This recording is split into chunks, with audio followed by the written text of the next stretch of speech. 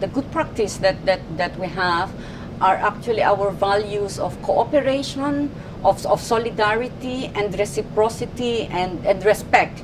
And this made us as resilient, as a people that are resilient. So for example, in times of crisis, times of disasters, we all come together and help each other. And that is the spirit that we carry, which is critical when we're talking of climate change or building community resilience.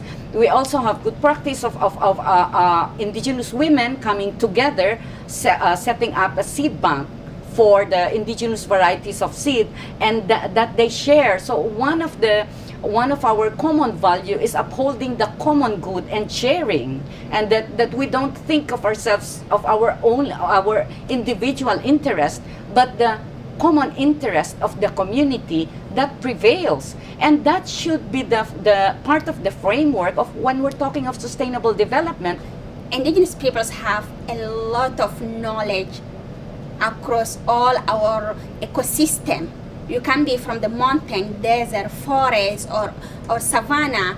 We develop a lot of indigenous people's traditional knowledge to protect the environment, to make our life sustainable, and to also manage better our natural resources. So those knowledges can be a very useful solution for the climate adaptation and mitigations. We cannot limit ourselves just to the technology solutions or science solutions. We have the indigenous people's traditional knowledge, and this has been recognized in the Paris Agreements into the Decision 135. We call for the creation of the knowledge exchange platform under the UNFCCC, and that could be also coupled to the SDGs.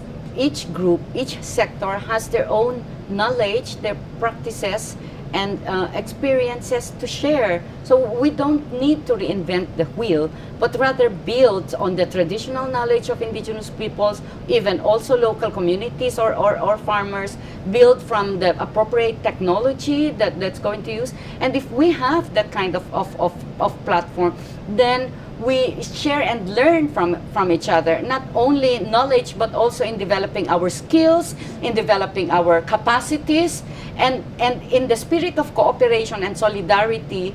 That's the way we can achieve SDGs.